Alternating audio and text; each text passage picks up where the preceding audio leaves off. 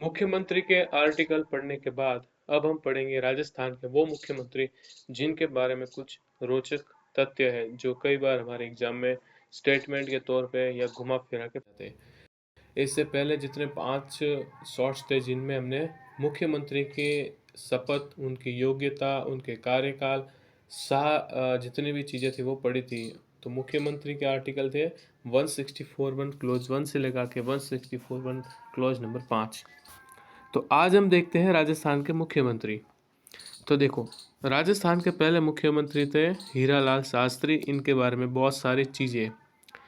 पहला चीज़ ये है कि ये राजस्थान के प्रथम प्रधानमंत्री भी थे और ये राजस्थान के प्रथम मुख्यमंत्री भी थे।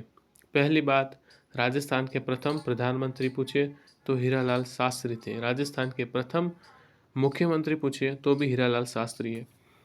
पता है, इन तीनों में एक चीज़ कॉमन है, इनके लिए कोई इलेक्शन नहीं हुआ था, यानी इनको मनोनीत किया गया था, यानी इनको बनाया गया था। इन तीनों के लिए कोई भी इलेक्शन नहीं हुआ। हीरालाल शास्त्री के लिए भी कोई इलेक्शन नहीं हुआ था, इनको मनोनीत किया गया सीएम के पद पर। CS वेंकटाचार्य भी ऐसे एक मुख्यमंत्री राजस्थान के जिनको मनोनीत किया गया। अब जय नारायण व्यास की अगर हम बात करें तो ये एक ऐसे मुख्यमंत्री है जिनको मनोनीत भी किया गया है और निर्वाचित भी किया गया है, यानी इनको पहले मनोनीत किया गया था। फिर जब इलेक्शन लड़े थे तो इलेक्शन में ये हार गए थे और इनकी जगह पे जो पहले राजस्थान के मुख्यमंत्री बने थे वो थे टीकाराम पालीवाल। तो मुझे पता है बहुत सी मैथ्स बहुत सी कन्फ्यूजन होती होगी। तो देखिए, राजस्थान के प्रथम मुख्यमंत्री पूछे और वहाँ पे लिखा हुआ ना आए कि निर्वाचित है या कैसे है, तो है हमारे हीरालाल शास्त्री जी है। और राजस्थान के पहले प्रधानमंत्री पूछे तो भी हीरालाल शास्त्री है। दूसरे मनोनीत मुख्यमंत्री C.H. वेंकटाचार्य। तीसरे मनोनीत मुख्यमंत्री है जय Narayan Vyas. Once again we are, अब एक बार फिर रिपीट करेंगे, राजस्थान के पहले मनोनीत मुख्यमंत्री हीरालाल शास्त्री। राजस्थान के पहले प्रधानमंत्री भी हीरालाल शास्त्री। राजस्थान के दूसरे मनोनीत मुख्यमंत्री CS वेंकटाचार्य। राजस्थान के तीसरे मनोनीत मुख्यमंत्री है जय नारायण व्यास।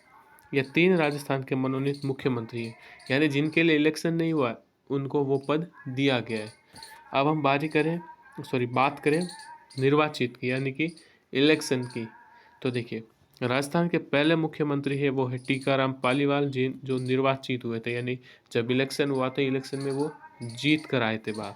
जैसे कि राजस्थान में इलेक्शन हुआ था अशोक गहलोत, यानी कि कांग्रेस वर्सेस बीजेपी का जब इलेक्शन हुआ था तो एक नेता, हमने जो किसी ने कांग्रेस को वोट दिया, किसी ने किसी और को वोट दिया, तो वो निर्वाचन था, यानी कि हमने चयन किया था। हालांकि हमने मुख्यमंत्री को वोट नहीं दिया था, हम MLA को सिलेक्ट करते। MLA आगे जाके डिसाइड करते हैं कि भाई कौन CM बनेगा और कौन नहीं बनेगा। तो राजस्थान के पहले मुख्यमंत्री थे टीकाराम पालीवाल, जो कि निर्वाचित मुख्यमंत्री थे। इनके कुछ महत्वपूर्ण बातें ये है कि ये पहले निर्वाचित मुख्यमंत्री थे। दूसरी बात, ये राजस्थान के पहले उप मुख्यमंत्री भी रह चुके हैं और राजस्थान की विधानसभा में सबसे पहले इन्हीं के खिलाफ लाया गया था अविश्वास प्रस्ताव। अविश्वास प्रस्ताव इनके, हालांकि अगर हम देखें तो कुल मिला के तो राजस्थान में 13 बार अविश्वास प्रस्ताव लाया गया है। आगे हम पढ़ेंगे कि अविश्वास प्रस्ताव होता क्या है, लेकिन कभी भी वो पारित नहीं हुआ है। अविश्वास प्रस्ताव लेकर आती है जो विपक्ष में सरकार होती है, जब सरकार के ऊपर उनको भरोसा नहीं होता है तो वो अविश्वास प्रस्ताव लेकर आती है राज्य की विधानसभा के अंदर, विधान परिषद में कभी नहीं आता।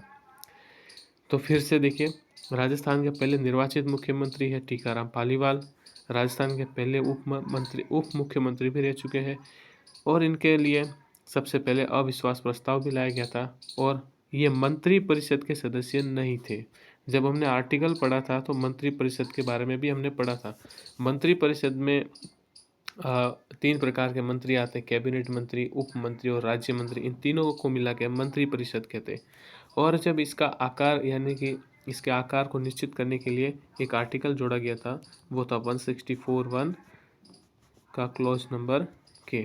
इसके लिए 91 कॉन्स्टिट्यूशन अमेंडमेंट, यानी कि संविधान संशोधन होता है 2003 में, जिसके तहत बोला गया था कि विधानसभा के कुल 15% व्यक्ति ही जो है वो मंत्री बन सकते हैं। ये ज़्यादा से ज़्यादा था, यानी कि राजस्थान की अगर 200 सीटें हैं, अगर आप 200 का कितना निकालो, 15% निकालो, तो 15 इन द सेंस कि भाई 29 लोगों के मंत्री बनेंगे, जिसमें एक मुख्यमंत्री भी होगा और 29 अलग मंत्री होंगे, और न्यूनतम होते हैं 12। तो ये जो है मंत्री परिषद के सदस्य नहीं थे। फिर हमने एक आर्टिकल भी पढ़ा था कि अगर कोई सीएम मंत्री परिषद का सदस्य नहीं है, वो सीएम बन सकता है, लेकिन उसे 6 माह के भीतर भीतर क्या ग्रहण करनी पड़ेगी? सदस्यता। यानी या तो वो विधानसभा या विधान परिषद का सदस्य बन जाए। तो ऐसे एक और मंत्री भी है जो मंत्री परिषद के सदस्य नहीं थे, वो आप बताना कमेंट में कि और कौन कौन से ऐसे मंत्री हैं राजस्थान के जो मंत्री परिषद के कभी सदस्य नहीं रहे थे। तो यहीं पे हम करते हैं अपनी क्लास को एंड। आई होप यू थोड़ा बहुत समझ में आया होगा, मुझे पता है बहुत सी चीज़ें मैसी होगी। तो मिलते हैं अगले टॉपिक में।